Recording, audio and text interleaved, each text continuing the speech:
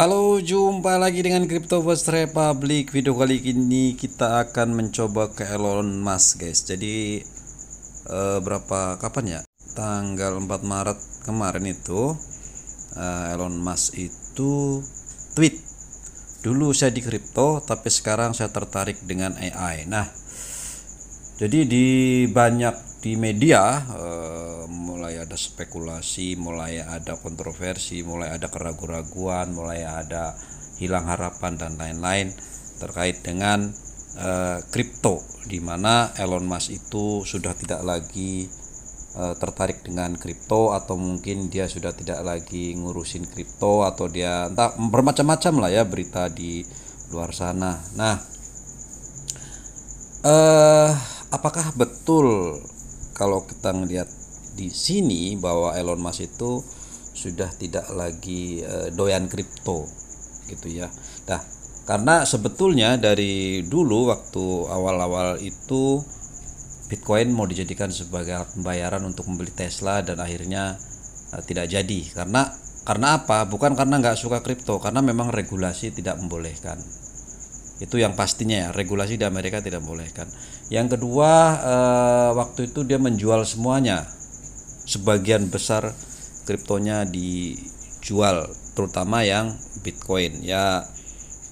Alasannya tidak tahu kenapa gitu, tapi di berita mungkin dulu dia membutuhkan dana buat pengembangan bisnisnya dia, mungkin seperti itu ya. Kita tidak tahu lah ya, karena itu sebetulnya orang-orang tajir ini kita nggak bisa, sulit juga kalau kita cuman sekedar menduga-duga. Oke, buat kalian yang sudah memiliki Shiba, kemudian Doge, kemudian Floki, kemudian apalagi koin-koin meme yang kemarin-kemarin itu kan, saya masuk kripto, mudah-mudahan berharap menjadi jutawan, bahkan impian menjadi miliuner gitu ya. Walaupun itu sebuah harapan yang sebetulnya ya boleh-boleh saja kan ya, bukan soal realistis dan tidak realistis. Faktanya banyak miliarder dulu, tahun-tahun dulu gitu ya, dari 2018 itu 2021 2020 itu banyak. Itu adalah fakta gitu ya, memang seperti itu. Apakah akan terulang kan ya nggak tahu gitu ya, tidak tahu apakah akan terulang atau tidak. Nah, apalagi Elon ini dijadikan sebagai salah satu orang yang dianggap sebagai bapak pom saham dan kripto. Kemudian dia mundur, dia tidak lagi di kripto, banyak orang bilang begitu. Tapi menurut saya dia ini memang sudah identik atau sudah dicap gitu oleh banyak orang itu bapak pom saham sedunia, seperti itu ya. Jadi kalau mau menaikkan saham dia tinggal naikkan saja gitu, atau naikkan kripto tinggal ngomong aja, tweet saja gitu. Nah, itu bukan berarti disenangi banyak orang juga, guys. Jadi banyak di seluruh dunia dia dihujat gitu ya, bahkan oleh negara termasuk Amerika. Dulu pernah ada kasus seperti itu gitu ya. Pernah ada kasus karena dia mencoba memanipulasi pasar dengan tweetnya dia seperti itu. Nah, sebetulnya Elon Musk ini masih suka, karena yang terbaru itu dia yang ini, guys. Kalau kalian mau lihat ya, ini they look cute and cutie but the bla bla bla bla lah, kalian baca.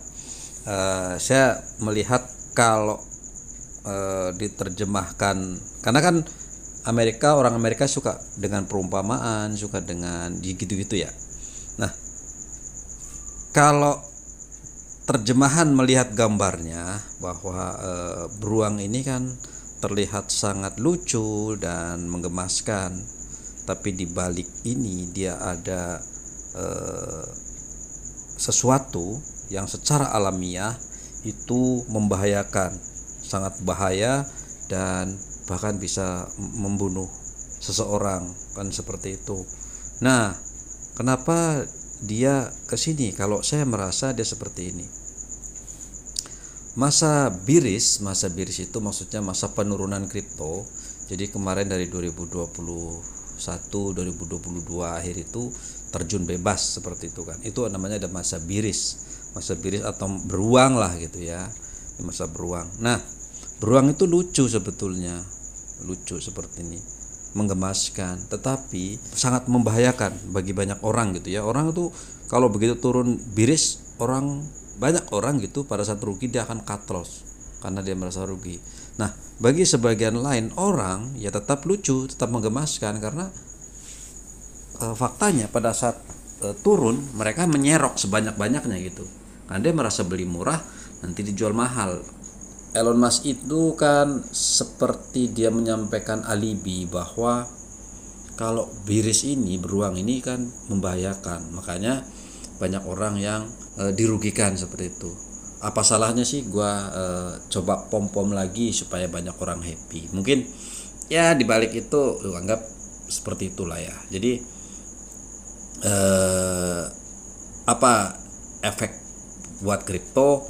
Sebetulnya menurut saya ya banyak orang akan pesimis memang betul, tapi sebagian orang lain bahwa siklus itu sudah jelas membuktikan Bitcoin jelas-jelas dari 2009 itu naik runtuh sesuai dengan siklus 4 tahunannya. Sementara Bitcoin nanti berkurang di tahun 2024 setelah halving. Permintaan tetap, barangnya langka, otomatis dia akan naik, itu saja. Kan orangnya itu saja gitu ya untuk Bitcoin. Nah, kalau Bitcoin naik, koin lain juga naik.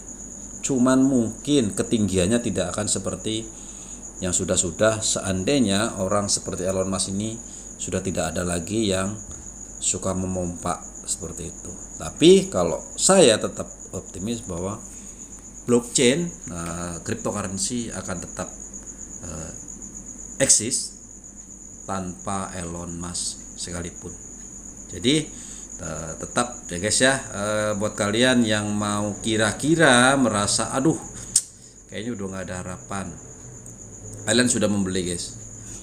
Nah, jika kalian holder Shiba Inu, kalau kalian kemarin beli di wilayah-wilayah sini atau di sini, uang kalian masih balik modal atau setidaknya ada kenaikan sedikit karena penurunannya masih belum menyampai support yang ini guys.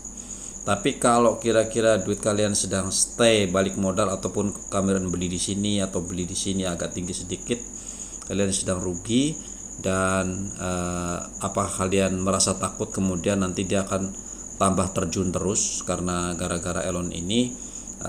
Saran saya sih, mungkin bukan saran ya, apa sih namanya ya sedikit saran juga kali ya, kalau mau jual ya itu aset kalian itu, tapi sebisa mungkin sisakanlah 1 juta token, setidaknya seharga 200.000 lah seperti itu ya, sisakan sajalah, kemudian lupakan kalau kalian sudah merasa pesimis seperti itu, karena mungkin memang fakta juga bahwa orang-orang besar seperti Elon ini betul-betul bisa menggerakkan saham walaupun dengan sedikit tweet saja, termasuk kripto bukan saham saja ya. Kalau dia sudah men-tweet sedikit, dia akan segera naik berapapun kenaikannya.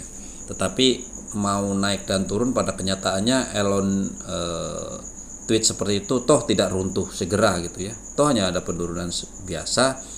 Mungkin karena wajar, satu hal yang wajar saja kok, itu masih hal-hal yang wajar saja. Kenapa? Karena kalau ngelihat garis tren saja kan garisnya masih menurun guys, dari sini dia masih menurun. Jadi memang hal wajar bahwa dia akan turun juga gitu, masih garisnya garis turun. Ini ada support, ada resistan. Walaupun kemarin ketinggiannya sudah sedikit naik di sini, tetapi kalau kalian mau garis tren kan kalian lihat mau apa, harian, mingguan, bulanan. Kalau ngelihat mingguan ini berapa minggu dari sini masih naik, walaupun ini belum ada tanda-tanda break atas ya, udah hijau tapi kan masih belum tahu. Tapi kalau ngelihat mau kalian tarik garis di sini, dari sini ke sini, ini mulai dari awal bulan 6 ya 2022, sekarang sudah udah berapa bulan itu. Support ini dengan support ini dia sama guys tuh, lebih kurang sama, artinya masih posisi sideways. Jadi belum bisa memutuskan apakah ini akan bablas terus atau tidak, terutama nanti yang ini, yang belakang ini. Seandainya dia turun ke sini lagi, dia harus bisa breakout ke atas, atau kalau misalkan dia membabat yang lembah 2 ini kelar, dia akan turun lagi guys. Bahkan memang saya juga malah, memang kalau saya gitu ya, berharap di 2023 akan turun lebih rendah lagi. Kalau saya memang dari video-video saya berharap Bitcoin bisa ke 15.000 bahkan 10.000. Ya namanya harapan ya gitu. Saya berharap seperti itu. Dimana saya harus bisa nyerok sebanyak-banyaknya justru kalau saya gitu ya. Kalau kemarin saya agak sedikit kecewa sampai sini karena saya sendiri belum punya tabungan banyak gitu ya, masih sedikit gitu. Seandainya punya besar pasti saya empat aja ke sana gitu ya. Karena sekali lagi itu adalah analisa yang saya pribadi punyai gitu ya. Jadi itu sebagai patokan saya nggak mau mengikuti kata orang.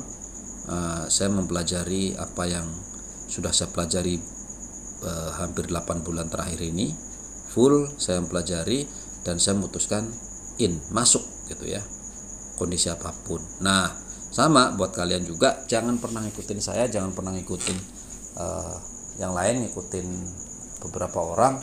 Jadikan saja referensi tapi jangan diikutin sepenuhnya. Oke gitu guys ya. Jadi buat kalian para holder Shiba Inu, holder Cold Meme, udah ya memang kondisi sedang seperti ini. Ini siklus yang normal, dia naik turun naik turun, terlepas mau kalian cocokologi apa, Shibarium lah, mau Voyager jualan kah, mau apa sekalipun gitu, itu sebuah hal yang biasa. Kalau dia jual banyak dia turun, nanti ada yang beli dia naik, udah seperti itu saja.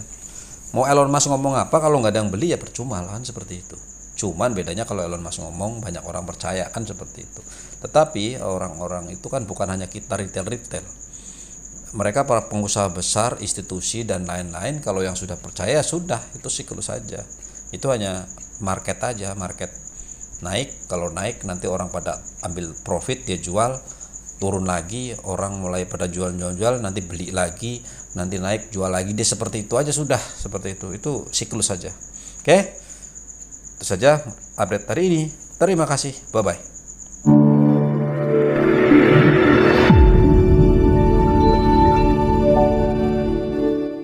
Disclaimer, semua video bersifat edukasi, dilarang mengikuti segala kegiatan mengatasnamakan channel ini. Forex, saham, dan kripto adalah bisnis beresiko tinggi dan bukan tempat mencari kekayaan dengan cepat.